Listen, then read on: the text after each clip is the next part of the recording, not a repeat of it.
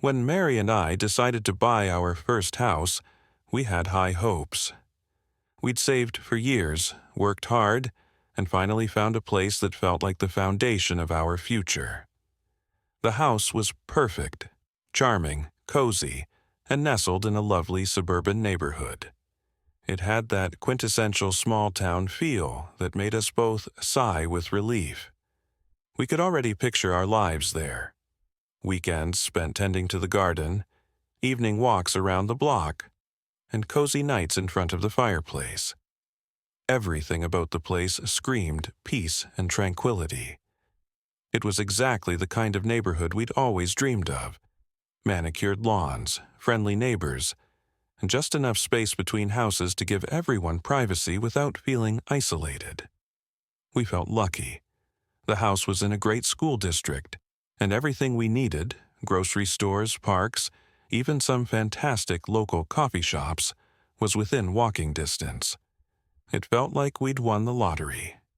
Moving day came and went in a blur of boxes, movers, and excitement. For the first few days, we were busy settling in, figuring out the layout of the house and where all our furniture would go. We were getting used to the little quirks of the place, the creaky floorboards, the flickering kitchen light, but all of that felt charming. That is, until we started setting up our cable and internet. Mary had been in charge of arranging the service before we moved, so I didn't think much of it. I was unpacking when I noticed her on the phone, a frown slowly forming on her face. "They're saying there's an issue with the HOA," she said. Apparently, we couldn't keep the cable box in the spot we'd chosen because it was considered unsightly. I stared at her, half listening. Unsightly? Since when is a cable box unsightly? The cable box had been installed professionally, sitting neatly on a pedestal next to the house. It wasn't blocking anyone's view or encroaching on anyone else's property, but apparently that wasn't the problem. According to Mary, HOA rules dictated that no visible cables or wires could be placed on the exterior of homes without prior approval from the board. "What the heck is an HOA?" I muttered, trying to process the information. Of course, I'd heard of them before, everyone had. But growing up in the city, I'd never dealt with one personally. They were those organizations you read about in the news, often involved in petty disputes over property aesthetics. It wasn't something I expected to confront so soon, especially not in a neighborhood that seemed as laid back as this one. "Let's just call them," I suggested, brushing it off as one of those minor headaches that comes with owning a home. But deep down, the whole thing felt off. A couple of days later, we received a formal notice from the HOA.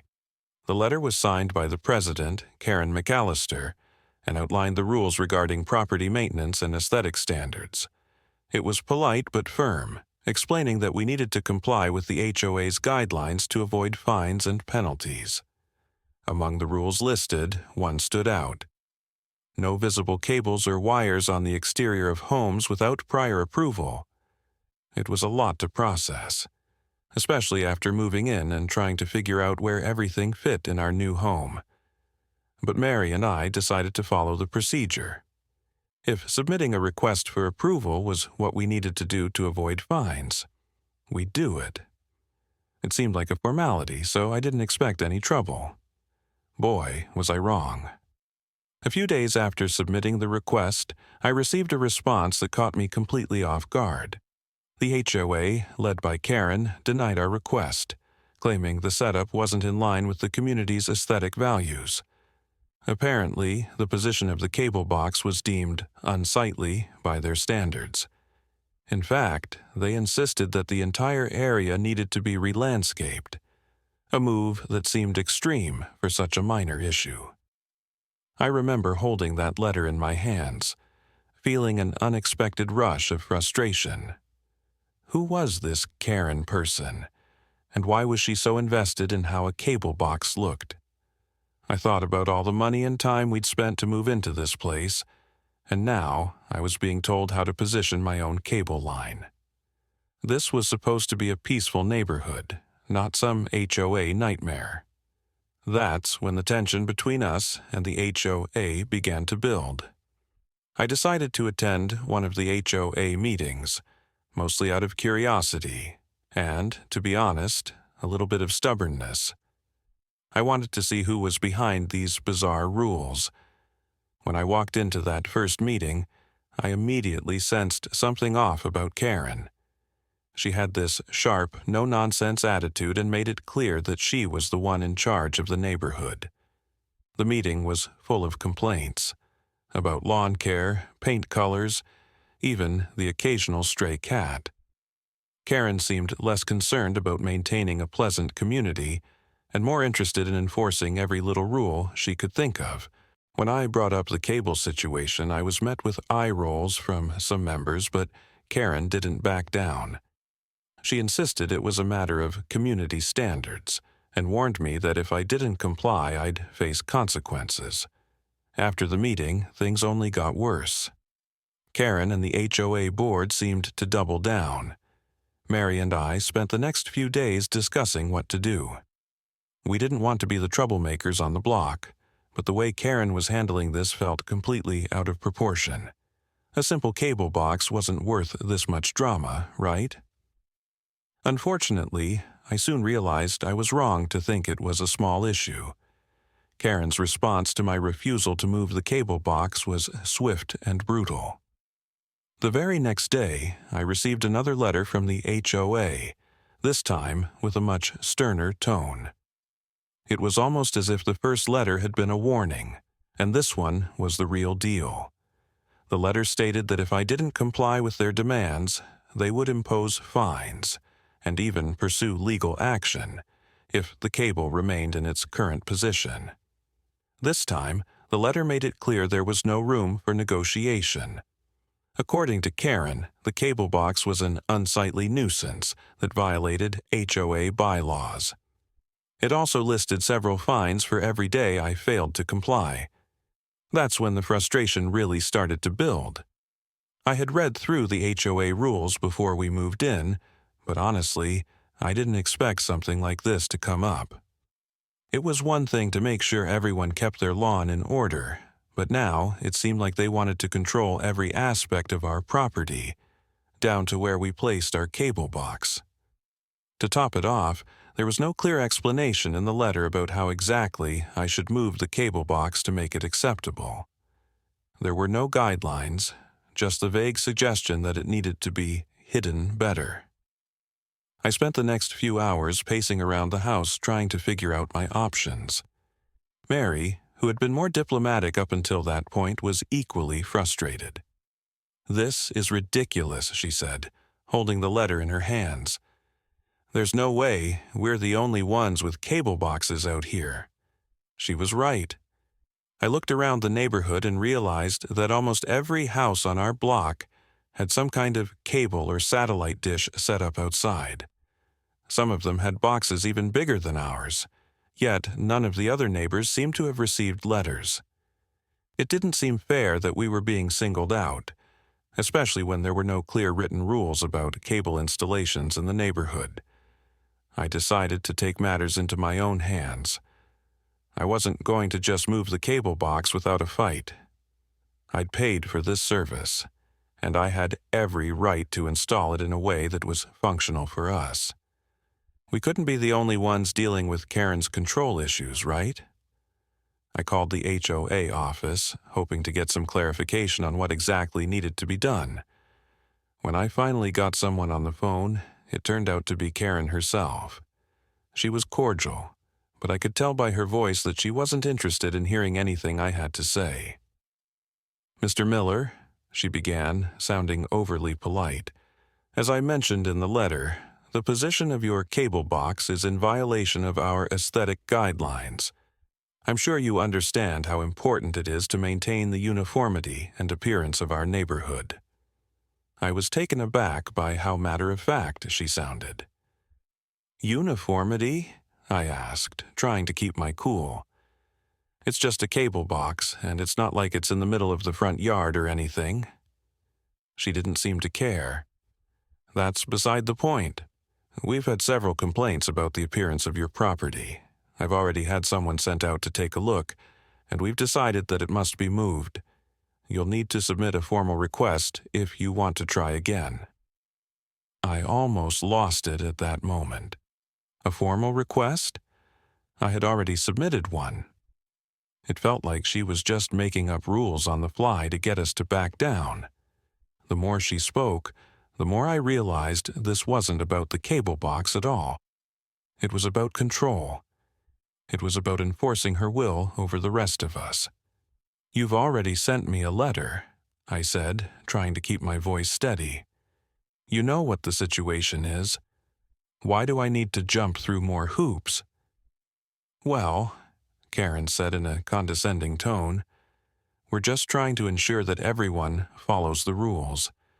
You'll understand once you've lived here for a little longer." I couldn't believe it. "Understand," I repeated, now feeling my frustration boil over. "I don't think you understand how ridiculous this all is." But she didn't seem to care. After a few more minutes of back and forth, I realized this conversation wasn't going anywhere. She wasn't going to listen to reason. This wasn't about fixing a minor inconvenience. It was about asserting authority over something she had no right to control. That evening, Mary and I sat down to discuss our next step. I didn't want to escalate things too quickly, but this felt like a fight I wasn't ready to lose. We had a right to live in our home without someone telling us where to put our cable box. I was ready to dig my heels in and stand up to Karen and her unreasonable demands. But I knew that wouldn't be enough. If I was going to win this battle, I needed to get the rest of the neighborhood on my side. At that point, it became clear that this wasn't just a matter of a cable box anymore. The HOA's interference felt invasive, like they were overstepping their bounds. I realized that if we didn't stand up now, things could get worse. We couldn't let this petty power struggle define our experience in this new neighborhood.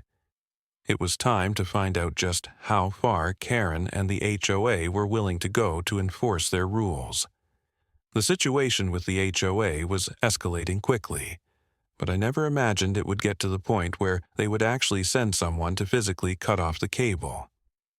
After my conversation with Karen, I figured I'd have some time to think things through, and maybe find a solution that didn't involve a big confrontation. But a few days later, I got a call from Mary. "David, you need to come home. Something weird is going on," she said, her voice sounding concerned. I could hear the stress in her voice, and it sent an immediate wave of panic through me. I rushed back home, unsure of what to expect. But the sight that greeted me when I pulled into the driveway was far worse than anything I could have imagined. There, in the front yard, was the cable box lying in pieces on the ground, with the cable itself cut cleanly in half. The technician who had come to fix the issue had clearly done his job and gone far beyond what was necessary. It looked like they'd just sliced through the cable without a second thought, leaving it hanging limply like a broken piece of string.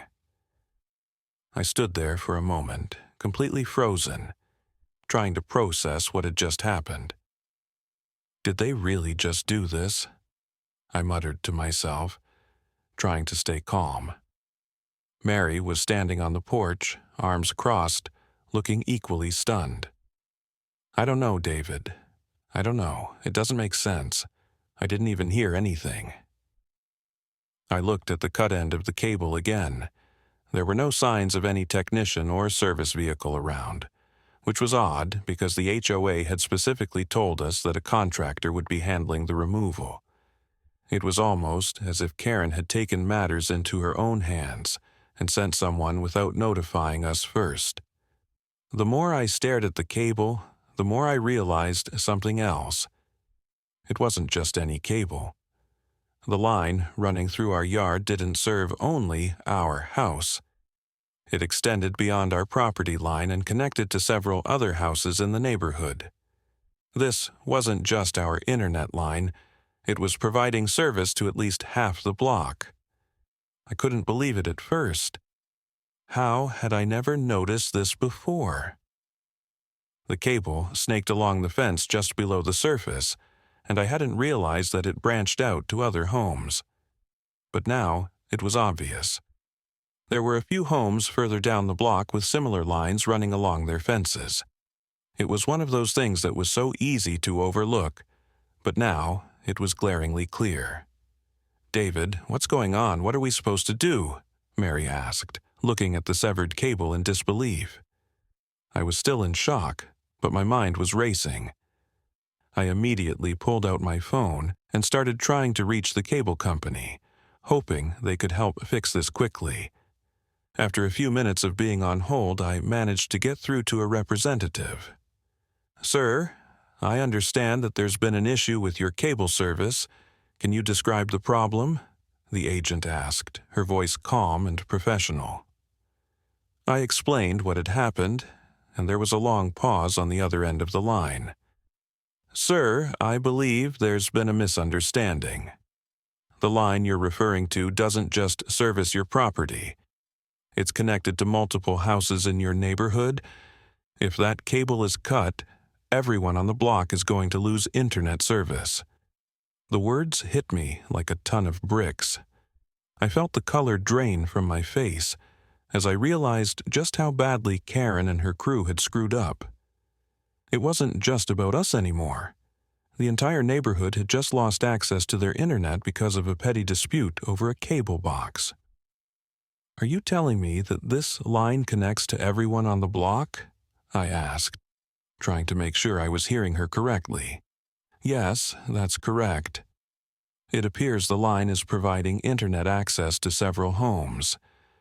If it's cut, all those customers are going to be affected." I could feel my blood start to boil. I thought about all the people on our street, families, elderly residents, and remote workers who depended on that internet. Karen had made a mess of everything without even realizing what she was doing. She thought she was just removing an unsightly cable, but instead, she'd cut off a vital service for everyone around us. As if things weren't bad enough, the thought of all the annoyed neighbors who would now be without internet made my stomach turn. People were going to start knocking on my door any minute. And Karen, well, she wasn't going to be the one to fix this, that's for sure. I spent the next hour on the phone with the cable company, trying to arrange for a technician to come out and repair the damage. They assured me that someone would be sent out as soon as possible, but in the meantime, there was nothing I could do to get the service back up and running. At that point, I realized that this was no longer just about my cable box or the HOA's rules. This was about how far Karen was willing to go to enforce her ridiculous standards without any thought to the consequences. She had no idea what she'd just done, and I was left holding the bag. Mary and I decided to take a walk around the neighborhood, hoping to figure out what to do next. As we strolled down the street, I noticed a few of our neighbors stepping out of their houses, clearly frustrated and confused by the sudden lack of internet. One of them, Mr. Thompson, an older guy who lived 3 doors down, came up to me and asked, "Hey, David, what happened to the internet? It's down all of a sudden." I felt my heart sink. This was going to get ugly fast. The next few hours were a whirlwind. I could feel the pressure mounting as neighbors started showing up at our house, all of them asking the same question. What happened to the internet? One by one, they knocked on our door, some with frustrated looks, others with genuine confusion. I had no idea how to explain this mess to them. How could I tell them that Karen's overzealous attempt to enforce HOA rules had just left the entire block without internet? I stepped outside, hoping to address the growing crowd. Mary stood behind me, watching nervously. The scene felt surreal, almost like something out of a bad sitcom. I'd never thought I'd be the center of an HOA drama that affected so many people. "David, do you know what's going on?" Mrs. Rivera, one of our neighbors, asked. We've all lost connection, and I can't even work from home anymore. I'm so sorry, everyone, I said, trying to keep calm. It's not just you guys. Apparently, the cable line running to my house isn't just for my internet. It connects to other homes as well. The HOA sent someone to cut it, thinking it was just my service, and now everyone's without internet. Mrs. Rivera's eyes widened. What do you mean? Are you telling me we've all been using your internet this whole time? Not exactly, I said, scratching my head. But somehow our cable runs to most of the houses on the block. I had no idea it was set up like that. The technician just cut it, and now we're all stuck. That explanation didn't seem to make things better. In fact, it only seemed to make everyone more upset. A few of the neighbors, guys like Dave, who worked from home as a freelance designer, and Sarah, who was trying to manage an online business, were clearly pissed. Are you telling me that Karen just cut off our internet like that, without even checking with anyone? Dave asked, raising his voice. Honestly, it sounds like Karen doesn't care about the rest of us, I replied. I tried explaining everything to her, but she was more concerned about the unsightly cable running along my fence than about the fact that this is a community service. I'm guessing she didn't even think about how far the cable stretches or what it's connected to. The air felt thick with frustration. The longer I stood there explaining the situation, the more agitated people seemed to become. I could hear Sarah muttering under her breath. This is ridiculous. I have clients I need to meet with, and now I can't even get a video call to work because of some HOA nonsense. And it wasn't just the workers and business owners who were affected. Mrs. Thompson, an elderly lady who lived 2 houses down, came up to me, looking genuinely worried. David, dear, I can't even watch my shows. How am I supposed to pass the time now? It was clear that this wasn't just a matter of minor inconvenience. This had disrupted people's lives, from work to leisure. The lack of internet was having a ripple effect throughout the neighborhood. I started to feel guilty. I hadn't signed up for this drama, but now I felt like it was my responsibility to fix it. Listen, everyone, I'm going to do everything I can to get this fixed, I said, trying to keep the peace. I've already called the cable company. They're sending someone out to fix the line, but it'll take a little while. In the meantime, if you need help or want to discuss how to handle this, we can meet up and figure something out. At that point, it seemed like a good idea to get everyone on the same page. We decided to meet in the cul-de-sac at the center of the neighborhood so everyone could air their grievances and maybe come up with a plan. I knew that it wasn't just about getting the cable fixed. It was about making sure Karen understood the impact her actions had on all of us. Frankly, it was about making sure this didn't happen again. As the group gathered in the street later that afternoon, there was a palpable tension in the air. People were speaking in hushed voices, shaking their heads in disbelief. But as I looked around, I realized something. Everyone was angry, sure, but they were also united in that moment. The whole neighborhood felt like one big team, frustrated but determined to get things back on track. Look, we can't let her get away with this, Dave said, his tone firm. The HOA is supposed to protect our interests, not cause us headaches. We need to hold Karen accountable. I nodded. I agree, but we have to be smart about it. We're not going to solve this by just yelling at her. We need a plan, and we need to act quickly before this goes any further. As the conversation progressed, more people chimed in with ideas. It became clear that the frustration we were all feeling wasn't just about the internet. It was about how Karen had overstepped her bounds, taken matters into her own hands, and disrupted the entire neighborhood without so much as a second thought. This wasn't just an issue with a cable line anymore. It was about power, control, and fairness. I think we need to contact the HOA and make sure they understand how serious this is, Sarah said. pacing back and forth. Karen might have the power right now, but she's crossed a line. We're the ones who pay for the HOA fees. We deserve to be heard. I agreed, and soon we all settled on a plan. We'd draft a letter to the HOA explaining the situation in detail and demanding that Karen fix what she'd broken. If she refused to cooperate, we'd take further action. I could feel the energy shift in the group. It wasn't just frustration anymore, it was determination.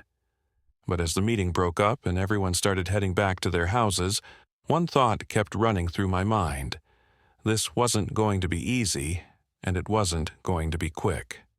But it was clear now. We were all in this together. And together, we were going to make sure Karen understood the consequences of her actions. I couldn't shake the feeling that Karen wasn't just clueless. She was taking advantage of her position. So I started digging. I reached out to a few neighbors who had been around longer and discovered that Karen had been pushing unnecessary improvements for months, all while collecting extra fees from residents for things that weren't even required. When I checked the HOA's financial records, I found invoices for upgrades that were way overpriced, and some even seemed completely fabricated. The tipping point came when I got hold of an email showing that Karen had been pocketing the extra charges from the cable services. It was a clear case of embezzlement, and I knew this had to be exposed. I contacted a local journalist, Michelle, who specialized in investigating HOA corruption. Together, we gathered everything we needed to expose Karen. The news hit like wildfire. Karen was arrested for embezzlement, and the HOA was forced to revamp its entire structure without her influence. The new board started making real changes, focusing on transparency and fairness. David and a few other neighbors stepped up to help, creating a cooperative internet network for the block. Everyone chipped in, and soon we had a stable, community-supported system. The neighborhood began to heal, and trust was restored. What started as a chaotic, frustrating mess turned into a victory for everyone. As Karen was left behind, the community moved forward, stronger than ever.